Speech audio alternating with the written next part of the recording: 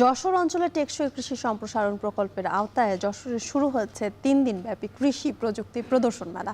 এ নিয়ে আরো জানাতে যশোরের বাঘারপাড়া উপজেলা চত্বর থেকে যুক্ত হচ্ছেন রিপন হোসেন।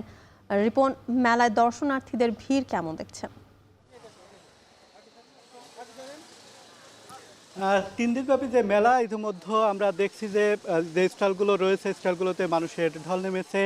যদিও এখন মেলা আনুষ্ঠানিকভাবে শুরু হয়নি, কিছুক্ষণ পরে মেলা আনুষ্ঠানিকভাবে শুরু হবে এবং এখানে জেলা প্রশাসক তিনি উদ্বোধন করবেন ফিতা কেটে মেলাটির।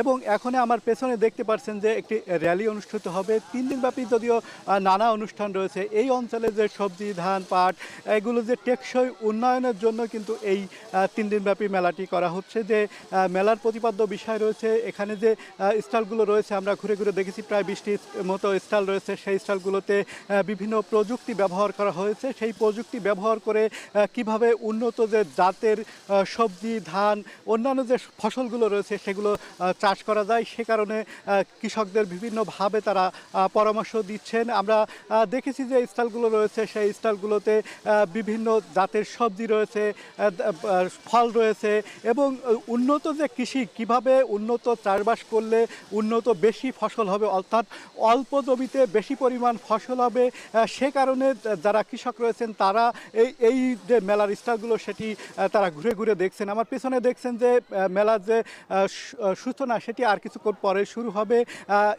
র্যালি হবে। র্যালির পরে ফিতা কেটে আনুষ্ঠানিকভাবে মেলার উদ্বোধন করবেন জেলা প্রশাসক। সে কারণে অপেক্ষা করছেন যারা কৃষক রয়েছেন তারা। আমরা যারা কৃষক রয়েছেন তাদের সাথে কথা বলেছি। কৃষকরা যেটি জানিয়েছেন, তারা আসলে এই মেলাটিতে আসতে পেরে তারা আসলে উৎফুল্ল। তারা নিজের বলছেন যে যাতে উন্নত মানের যে ফসল সেটি তারা উৎপাদন করতে পারে। বিশেষ করে যে সৌর বিদ্যুতের এখন সমস্যা রয়েছে, সৌর বিদ্যুৎ কাজে লাগিয়ে ধান চাষ করবেন, সবজি চাষ করবেন এবং অনেক ফসল রয়েছে যে ফসলগুলো মেশিন দিয়ে, অর্থাৎ যে শ্রমিকের যে মজুরি সেটি বৃদ্ধি পাওয়ার কারণে অনেক রয়েছে মেশিন দিয়ে সেই ধানগুলো, চারাগুলো রোপণ করবেন, এমন প্রযুক্তি কিন্তু এখানে রয়েছে। তো সব মিলে এই ছিল এখান থেকে আমার কাছে সর্বশেষ। জ্যোতিকা,